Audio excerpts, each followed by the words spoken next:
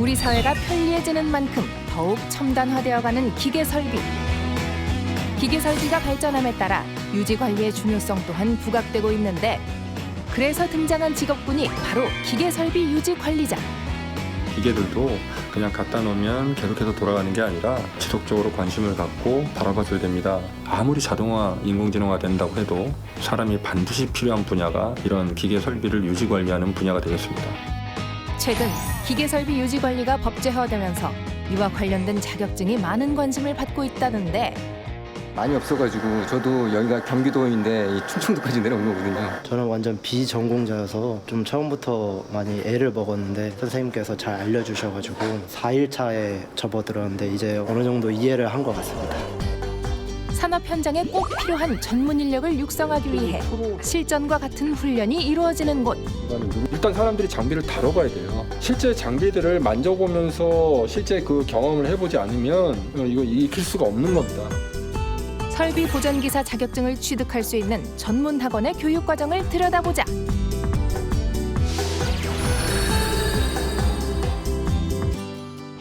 충북 청주시의 한 학원.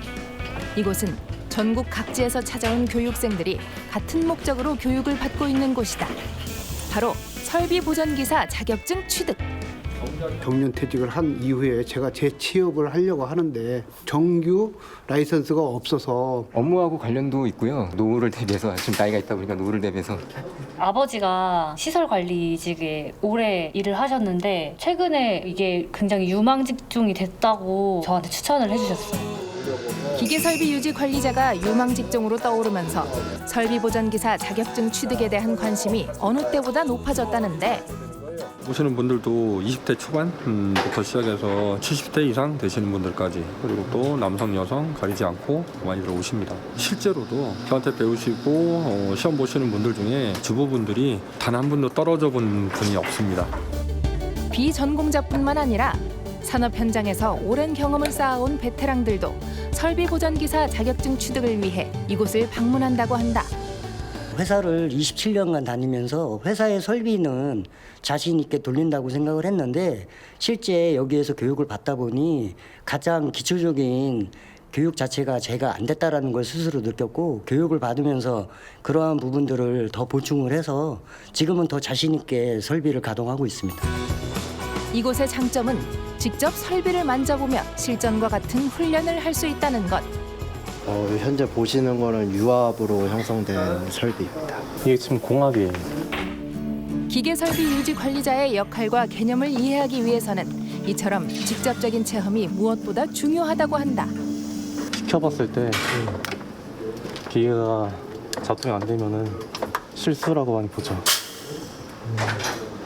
그럼 지금 실수를 하신 거예요? 네. 실전과 같은 체험이 중요한 이유는 바로 실수를 통해서 중요한 교훈을 배울 수 있기 때문. 설치하고 이제 검사를 받으려고 기다리고 있습니다. 작동이 잘 돼요?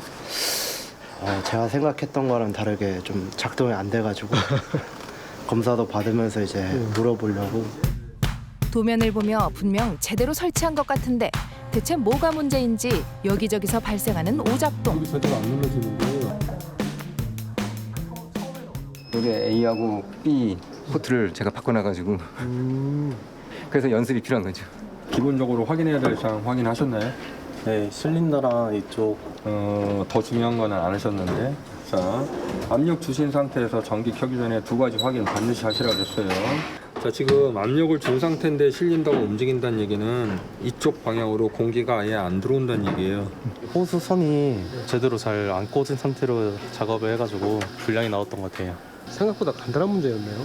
간단한 건데도 이제 기초적인 실수가 좀 많이 나오니까 자꾸 놓치는 것 같아요.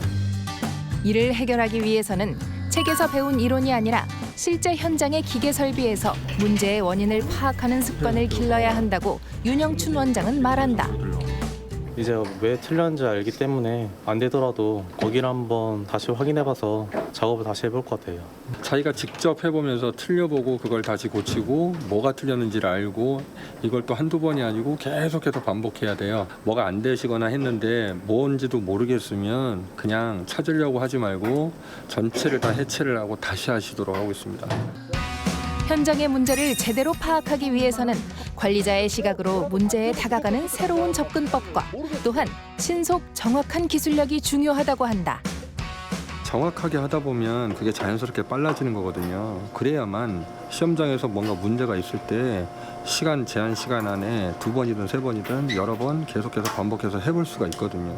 자기 습관이 몸에 배어 있잖아요. 몇십 년 동안 했던 그 습관이 제가 원장이 가르치는 대로 안 하고 하다가 보면 그 습관이 그대로 나오는 경우가 덜어 있거든요. 기계설비 유지 관리자가 문제의 원인을 제대로 파악하지 못하면 그 손실은 산업 현장을 넘어 결국 우리 사회의 손실로 이어지게 된다. 그렇기에 우수한 인재를 육성하기 위한 실무적인 노력과 지원이 무엇보다 필요한 시점.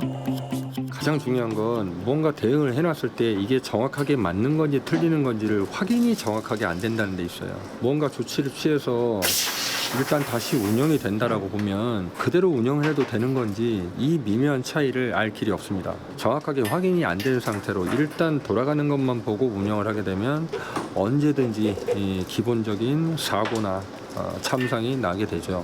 그래서 확인을 정확하게 해줄 수 있어야 되고 그러려면 그 기계 설비가 어떻게 맞춰져야 되는지를 생각하시고 보셔야 되는 거예요. 이걸 만드는 게 제가 말씀드리는 개념을 교육하고 있는 겁니다.